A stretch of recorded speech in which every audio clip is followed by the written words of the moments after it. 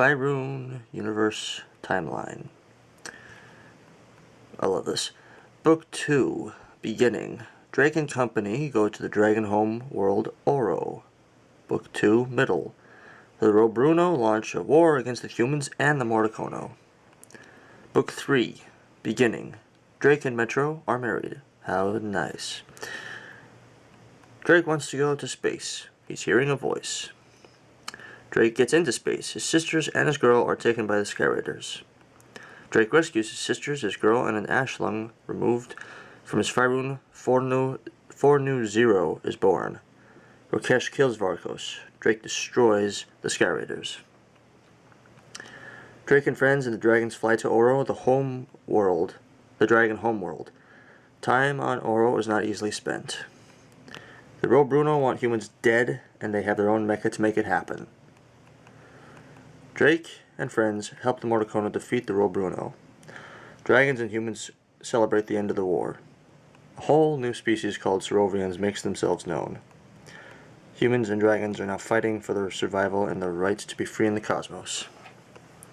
And we have this huge chunk of text here. Just as humans need suits to control their Fyrunes, dragons need boots and gauntlets and wing webbing to control their drogues, and just as some of the humans are psionic, so are some dragons, and the only things that respond to their psionic ability are the dodecos that make up Fyrunes and drogues. I will never forget when a boy in cartoon class, I voiced aloud a thought about whether or not to call myself Fyrune or Sky Raider on Blogspot. This is when I'm setting up my account, and a boy in animation class leans over and says, "What'd you just say?" Jesus Christ, dude. Jesus Christ. This isn't World of Warcraft.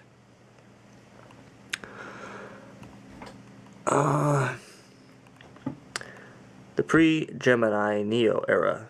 Planet Tolkien is discovered. Astronauts pay a visit and are greeted by dragons. After space. The humans are in search of heat and transportation with the dragons, which the dragons are willing to provide.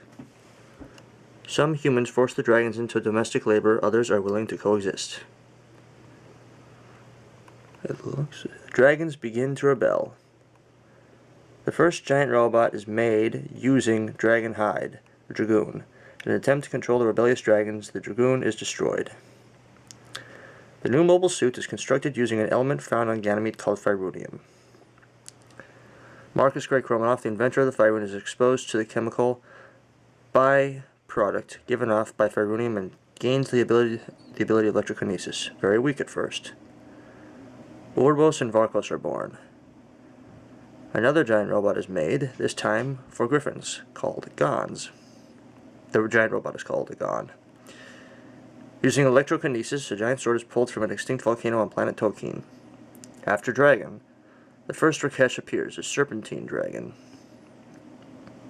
Varkos makes draconian reactor, has placed in his chest next to his heart. Varkos begins work on Sky Raiders. I'm sorry, this is the era after Dragon, and that's when the first Rakesh appears. Now, moving on. Varkos programs the Sky Raiders to hunt all humans. Varkos begins work on X-Factor Fyrunes. He searches for pilots. Jira begins teaching Ixion and Soren how to use their abilities. Soren and Ixion try to gain control of the Sky Raiders using electrokinesis and fail, killing their teams. Jirao and Ixion make it out alive. Ixion and Archangel narrowly miss destruction. Jirao loses the use of his legs. In the era of Black Sky, and I think this is either just before my story Black Sky Chronicles began or right around the time of its beginning.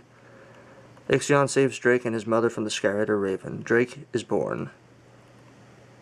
Not just like that, folks. Drake is born after they are saved. Drake, Jakob, Riley, Lily, and crew narrowly miss getting destroyed by Rakesh. Mako and Lily are able to slow Rim for Drake. With Apollo, Drake gets control of Rim. The two are combined into Skyrune Apollon. With Archangel, Ixion gets control of Rakesh. The two are combined into Skyrune Arkesh. Drake and Varkos duel. Drake electrokinetically controlling the Skyrune Apollon. Varkos electrokinetically controlling his Fyrune Varkro. Drake and Varkos take the duel to Earth just outside of Earth's atmosphere. Varkos dies, Keiko is born. Looks like that's the end of that timeline. But I didn't do as careful a job in illustrating the times of each year. So here we are. So Planet Tolkien is discovered, that's 2010. So we have pre-Gemini era starts at 2210. And then let's see, we have the year 2220.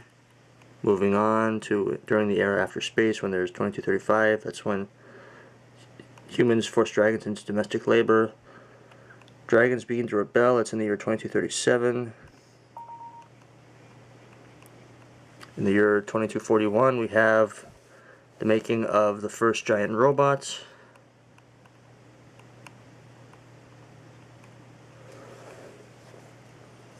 Let's see. The new mobile suit. So basically, when the mobile suit is constructed using Fyrunium, that's in some year that I guess I couldn't decide between 2243, 2248, or 2348. And then we have when Varkos and Urbos are born. Urbos actually is no longer a character in this story. I actually forgot that I was using that name, and that character doesn't exist yet. They are born in the year 2245. And then we have 2246 when a giant sword is pulled from a volcano on Planet Tolkien. How nice. Then we have the era after Dragon, and it looks like there aren't any years set up in this timeline until we get to Jirao teaching Ixion and Soren how to use their ability in the year 2238. I'm sorry, 2348. What was I reading just now? And that is just a couple of years before the era of Black Sky in the year 2351. And then in the year 2370, still in the Black Sky era, that's when Drake uses Apollo to get control of Rim to combine the two. And it looks like that's the end of that list of years. List of years. No, years. Be right back, folks.